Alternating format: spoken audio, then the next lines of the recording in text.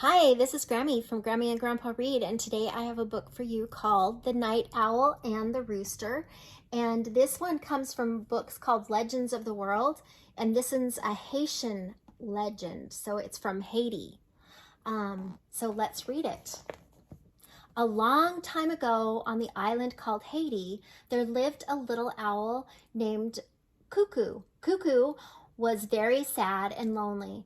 Although others of his kind danced and flew in the midnight and in the moonlight, Cuckoo would come out only in the darkest nights. Cuckoo believed he was too ugly to show his face, even in the soft silver light of the moon.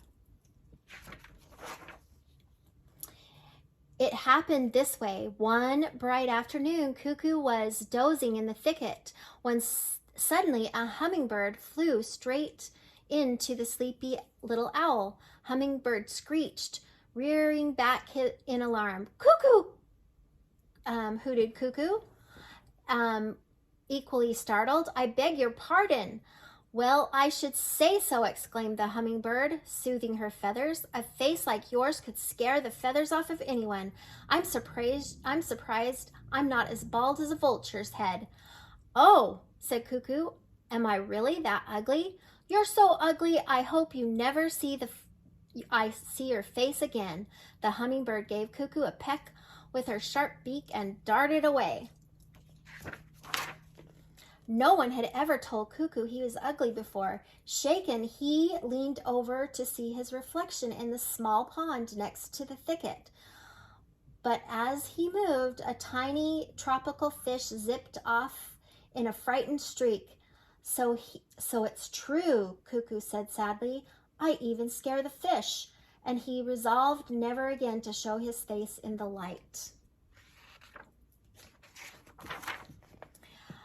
For some months he stayed well hidden during the day and kept to the shadows at night, coming out only when the moon was down. One evening, just after sunset, Cuckoo heard a soft, sad chee-wee, chee-wee. He hopped to the ledge of the thicket to see who was crying. Nestled among the leaves of a nearby palm was a lovely swallow. Swallow, why are you crying? Called Cuckoo. Oh, Owl, the day was so beautiful, and I flew and flew farther than I've ever flown before.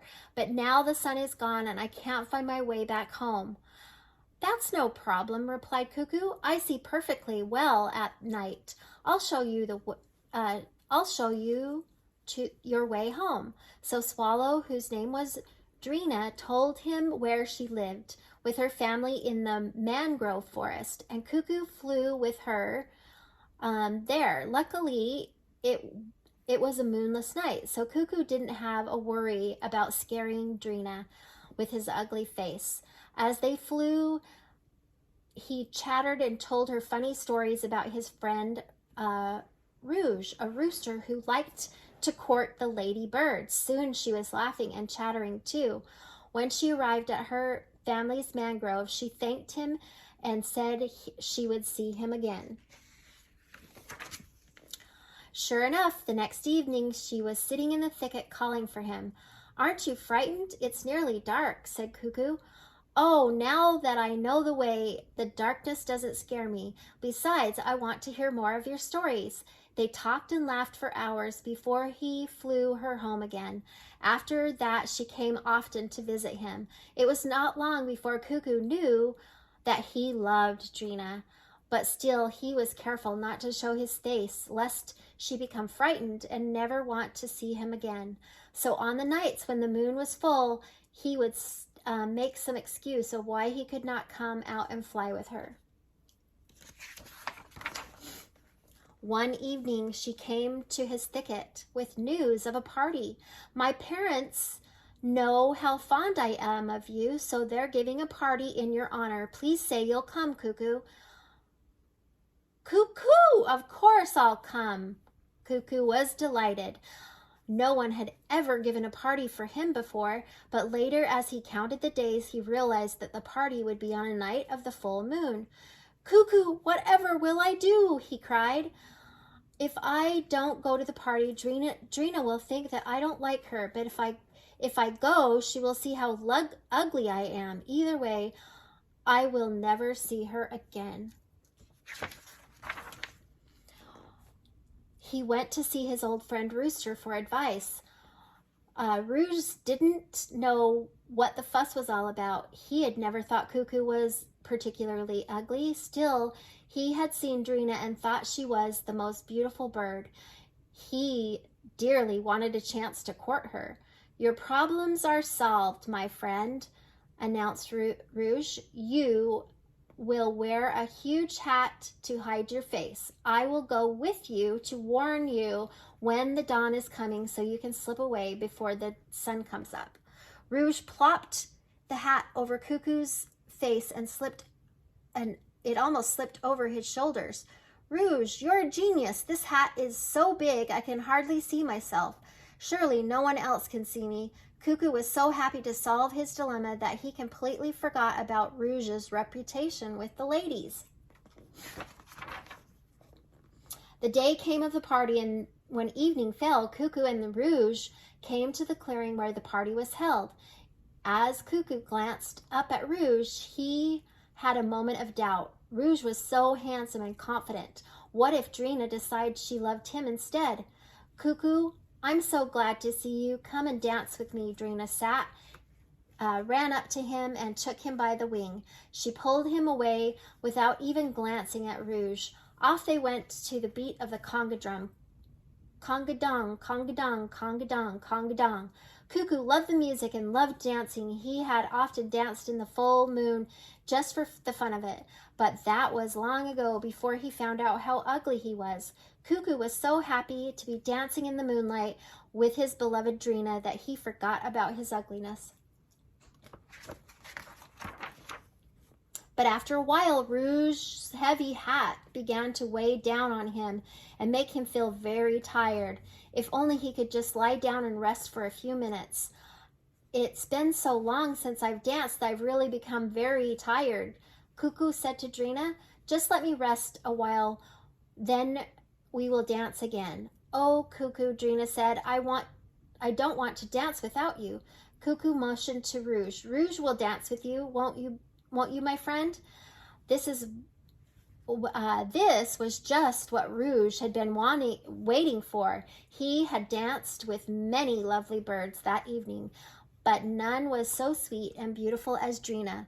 As Rouge turned away to dance with Drina, Cuckoo whispered to him, don't forget your promise to warn me when the sun is about to rise. Don't worry, said Rouge, leave everything to me. Cuckoo lay down with the hat well over his face. As he closed his eyes, he realized how very tired he was. Before long, he fell asleep to the rhythm of the conga drums. Conga, conga, dong, conga, dong, conga, dong. While Cuckoo slept, Rouge sailed and strutted and pulled out every charm he had. He was sure no female could resist him. Still, Drina often forgot to laugh at his jokes because she was so busy looking over at the sleeping Cuckoo. Rouge didn't like it when Drina looked away. He had one other trick and he decided he would use. He would wake Cuckoo, all right, but he would crow the sunrise after the sun had cleared the mountains. In the full day light, Cuckoo would surely rush off to hide himself. Then Drina would be hurt and think Cuckoo didn't care for her at all. Of course, Rouge would offer his wing to comfort Drina, and so he did just that. Just as the sun rose over the mountain, he gave a cuckoo, cuckoo, cuckoo. Cuckoo! Exclaimed Cuckoo as he woke with a start. He sat up suddenly and the hat came off his head. Cuckoo, the hat, yelled Rouge. Oh no, said Cuckoo as he felt his bare head with his wing. Everyone was looking at him and the sun was shining full on his face. He gathered himself to flee, but as he did, he saw Rouge reach out a wing to enfold Drina, and at that he remembered Rouge's reputation. If I go, he will try to make Drina love him, thought Cuckoo. But if I stay and let her look at my ugly face, she will never want to talk to me again. What will I do? And then a thought came to him. How could Drina ever truly love him unless she knew all of him, even his ugly face? Was it fair to run away without even giving her a chance? Slowly he walked towards Drina and offered his wing. I am so sorry I slept so long. Will you dance with me once more before the party is over? Drina looked at him as if she could never look at him enough, and Cuckoo could hardly believe it. Her eyes were full of love. Cuckoo, why have you hidden your beautiful face under the huge ugly hat all night? Without a backward glance, she took his wing and they danced. Conga, conga, dong, conga, dong, conga, dong. See it?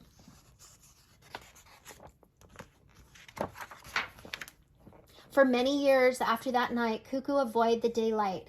He didn't want to run into any more nasty-tempered hummingbirds, but never again did he hide his face from the bright light of the full moon or from his beloved Drina. That talks about Haiti at the end.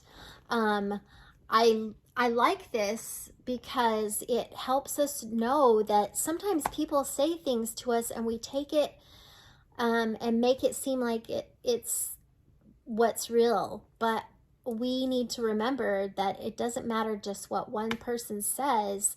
We all have beautiful things about us, and whether we have a beautiful face, as long as we have a beautiful heart and love each other, that's what's really important.